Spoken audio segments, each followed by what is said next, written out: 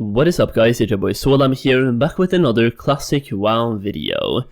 Today we will once again take a look at the WoW token. In classic WoW I'm going to be talking about the WoW token, airing out my feelings about this, and we're also going to take a look at Blizzard's stance and their feedback on why they implemented the WoW token in the first place.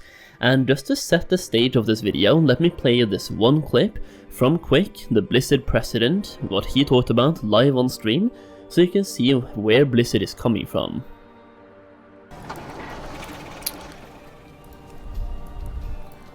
The WoW token? If you think we make money on the WoW token, you're greatly confused. It's the only thing that stops real money trading. Okay, so I just want to start this video by saying that apparently we are confused because we think they make money on the WoW token. Now, if you go to Blizzard, the shop itself, and you try to buy a WoW token, buying a WoW token, you can exchange this token for 1 month of game time, and the token costs 20 bucks. So, token costs 20 bucks, gives you 1 month of game time. If you subscribe for 1 month of game time, that costs you 12.99, effectively 13 bucks. So just right there, you're already making a $7 profit, but you can also sub for 3 months at a time, making it $1 less. So in that case, you will be making $8 profit, and if you sub for 6 months, it's 11 bucks. In which case, you're making 9 bucks profit per month from that person who's buying the WoW token instead. The simple fact is, the WoW token is put up for a higher price than a monthly sub, just so Blizzard can make more money from people that are subscribing through the WoW token. So the fact is, they would want people to pay for the WoW token to get their sub, because in that case they're making 20 bucks per month from your sub, rather than making 10, 11 or 12 or even 13 bucks per month, right? Just right there, you're already making profit, plus the fact that having the WoW token gives more people the opportunity to actually buy their game time. So Blizzard makes money, there's no question. I don't even know why he's saying that we are confused. I think he's the one who's confused, and I think Blizzard are confused here. If you think you don't make money on the WoW token, then why in the unholy fuck would you put it into the game? All their decisions are made monetarily, come on man.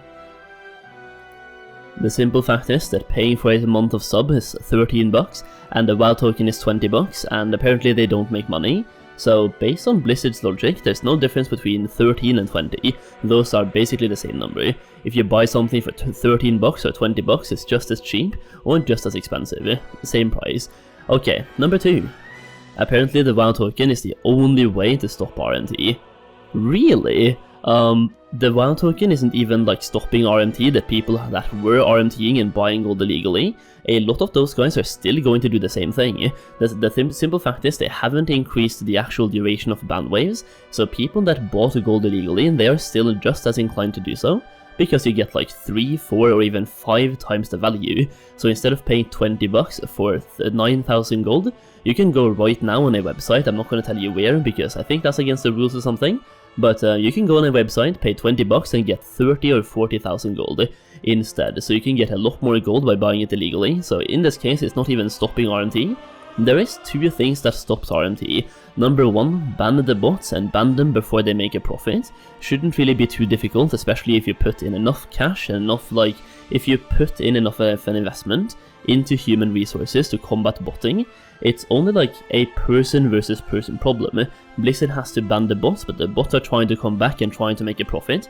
But at the end, Blizzard is a multi-billion-dollar company, they have the resources, and they can put that into human resources, aka active game masters, who can check and monitor player behavior and then ban those bots before they make a profit. Number 2, gold buying in RMT would not be a problem, it wouldn't be a thing if people didn't buy gold. Right now, I have friends who have bought gold and they got a 1, 2, 3 and 4 week suspension. In which case, they can just take that suspension, either start a second account. I literally have people on my friend list who have been banned for buying gold and they make a second account and just keep playing. So they rotate between 2 accounts between their ban waves. One way to stop people from buying gold is just to increase the length of that ban. So instead of banning someone for 2 weeks, which is literally a slap on the cheeks or a slap on the wrist, ban them for half a year, or even an entire year, or put in permabans. If you're risking a permaban when buying gold, then a lot less people will be willing to take that risk. There's so many things they could do that would be way more effective than putting in the WoW token. Okay, next up, let's take a look at Blizzard's thoughts on the WoW token, why they put it in, which is also just a really bad post if you ask me, but let's just look at their reasoning. So, we're going to take a moment to talk about the WoW token in Wrath of the Lich King Classic. The best way to start is to simply say that this wasn't something we arrived at lightly. For the entirety of Classic WoW so far, the Classic WoW team has been very resistant to the idea of adding WoW token to any form of Classic in the Western regions, aka NA and EU. When WoW token started in 2019, adding something like token felt unimaginable to us, and that continued to be true for us even late into the Burning Crusade, for a few reasons. In vanilla WoW, the scarcity of gold is a major factor in how you approach your journey in Azeroth, from saving to get your first mount at 40 to picking up and choosing which skills you wanted to learn, while leveling so you could afford a new weapon or a piece of armor. Later on at level 60, some form of time investment is needed to maintain a character in an ecosystem, where flasks, resistance potions and elixirs are such a major part of the game itself, and resources are scarce and highly contested. This was true all the way through the Burning Crusade, where potions and flasks could represent a significant weekly expense, and the resources required to make them were still quite difficult to obtain. It just didn't feel classic, it felt jarring, out of place, and was antithetical to what most of us wanted to relive about those early years of WoW. Who are you to say that gold is still not that important? In Wrath, there's, I agree, Classic WoW it was way more important, the value of gold was much higher, but there's a lot of things to use gold on in Wrath as well. They just choose not to focus on it because it fits their narrative. You have to pay, what is it, 5,000 gold for Epic Mount, you have 1,000 gold for Northern Flying. On top of that, you have to gear up your character, enchanting. Flasking is cheap though, I'll give them that one, so consumables are cheap. But there's lots of one-time costs that you have to put in per character. Once again referring back to flying, epic flying, northern flying, and also the Traveler's Tundra Mammoth if you want that one. There's a bunch of things to spend gold on in Wrath as well. Heirlooms, enchanting your heirlooms. Gold is just as important now. It's just every individual gold is not that important, but gold in itself is still important. Also, when we got Classic WoW servers way back in the day, we got them with the premise that WoW tokens would never be put into the game. They literally stated that in an interview with, I think it was Tips Out, where WoW tokens would not come to Classic WoW. So a bunch of us left retail and came to Classic WoW because building up wealth in Classic WoW is something that would pay off over time, because WoW tokens should not be introduced until Warlords.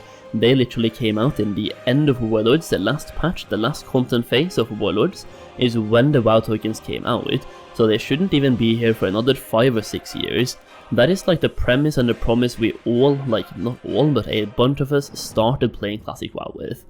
Okay, that being said, we want to do from a design perspective, and what we need to do for the good of the economy community aren't always aligned, and this is one of the more difficult things about maintaining a large online game like Wrath Classic. When we really looked at the state of things in Wrath Classic and how different players approach the game, we saw that we cannot cause the demand for gold to be lower.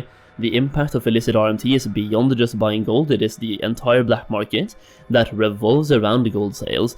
The concept of bots gets thrown around a lot, but it's not just bots that fuel this. It is compromised accounts, credit card frauds, scams, hacked clients, and the tools that elicit third parties to use to fuel the engine that is the RMT trade. We also have GDKPs, right? We hear folks say things like just ban the bot a lot, we ban tens of thousands of bots a week. Well, why not just make a weekly post and have some proof of how many you ban? Considering a bunch of people think you do nothing, why not just prove them wrong on a weekly basis? That would increase your PR as well, that would increase your PR.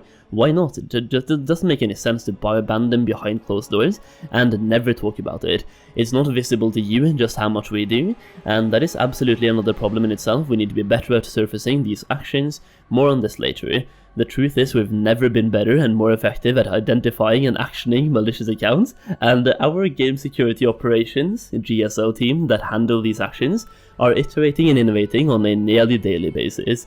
That thing almost just killed me, but we have never been better. Well, in that case, this is just gonna go downhill. Unfortunately, in the history of WoW, the people perpetrating this illicit trade has also never been better at coming up with new methods, schemes, farms and exploits to work around our efforts.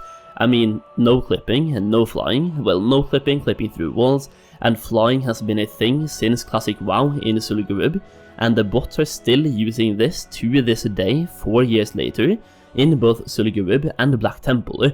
They're using the same exact method they were doing in Classic WoW 4 years later in Wrath of the Lich King. So if your team has never been better at like finding and fixing problems, like identifying and actioning malicious accounts and also like malicious movements, how are they still using the exact same strategy from 4 years ago? And that same strategy was the same one that was used way back in TBC like originally as well, in 2009. Come on, dude. While we cannot completely win the war, what we can do is mitigate the impact it has on the game. Is WoW token the be-all and end-all solution to solve this? No, but it is a tool. It's just one tool though among many. There is clearly a demand for gold for certain types of players, and that demand is only increasing, so we are engaging a tool that we have used before to help mitigate the impact of that illicit RMT has on the game. The more tools that we employ and the less lucrative we can make it for third parties to do what they do to make a profit, the less likely it is that new malicious actors enter the illicit RMT scene, and the more likely that existing malicious actors will exit the business.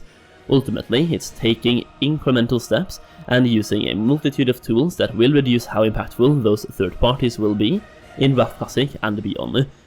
Now they just talk about like the value of gold as well in Wrath Classic, which I personally don't feel like it's up to them to decide the value of gold, considering, like I just talked about, there's still a bunch of things you need gold for in Wrath as well, and it's still important to have gold. It's just easier to get gold, but still, it's not up to them to say, like, I guess it is because they make the game, so they can just put in the WoW token. It's definitely up to them, but the fact is they promised us at the beginning of Classic WoW that these servers would not see the WoW token, and they also like refrained from putting in the random dungeon finder because that was never there before the last patch, or the ICC patch, so 3.3 in original Wrath. So they used the argument of it wasn't there before, so it shouldn't be there now. Well, the WoW token wasn't there before, but it's there now. So once again, they're speaking against themselves in many of these occasions.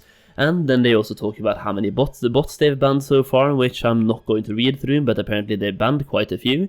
But they should definitely ban more, and like I just talked about, they're literally clipping through walls and fly hacking inside Black Temple, which is a problem that has been existing since Classic WoW in Zul'Gurub in Phase 3, so way back in 2019 or 2020, right?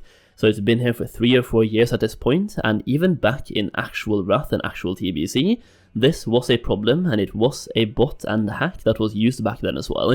So it's very commonly known, it's something they should have known about and they should be able to fix somehow, but apparently they're not, and that makes me really frustrated, and really like, I don't know, I want to be optimistic about the future, but at the same time when this just happens over and over again, and I see how bad it's getting, and that we now get the WoW token to try and somehow do something about this, I don't know, dude. One more thing I will say is this. They have to do more. They can't just put in the WoW token. They have to, for example, increase the ban length of people buying gold illegally, because what the WoW token is going to do is this. A lot of people that are buying gold illegally will continue to do so because they get lots more value in terms of gold from buying that gold illegally. Like I just talked about, if you spend 20 bucks right now, you get 9,500 gold in the game. I think North America has a little bit lower values, I don't really know, but it's different from region to region. But for EU, one WoW token, so 20 bucks, is 9.5k. That gold price is going to go up and down based on supply versus demand, but right now it's 9.5k. And if you spend 20 bucks on a black market website, you can get a lot more gold. Instead of getting 9.5, you're going to get 30 to 40,000 gold instead. So a lot of those guys who are buying gold on the black market will continue to do so, because they're getting a lot more gold from their money by doing that. Now, what WoW token will do is it's going to open up RMT to more people. The people who were not willing to take the risk before to get into RMT, they can now do RMT and it's legal. So now they can pay more gold, but it's legal, there's no risk of getting their account banned. And let's say you have some legendaries or epic mounts from Classic WoW, your account means a lot to you, or you have put in lots of time into your account and you don't want to get banned. You don't want to risk getting banned from RMT, in which case you have been restraining from RMT just because you don't want to get banned. Now you can RMT legally. So if anything, the WoW token is just going to open up RMT to even more people. It's going to do exactly the opposite of what it's here to do. Instead of stopping RMT, it's just going to get even worse. Either way, that's my video for today, just a quick rant on the WoW token. I wanted to air out all of my feelings, talk a little bit about the updates, and just how controversial this entire thing is, and how much Blizzard is actually talking against themselves. They're making 0 points. Either way, I hope you enjoyed the video, a bit of a different one today. I've been talking about the WoW token quite a bit, but I feel like this one hits different, and I tried to make it different. Either way, if you enjoyed the video, please leave a like, leave a comment, it really means a lot. Let me know your thoughts on the WoW token in the comments down below. Subscribe for more videos, and that's pretty much what I have. Thank you so much for watching, and as always, I'll see you again very soon.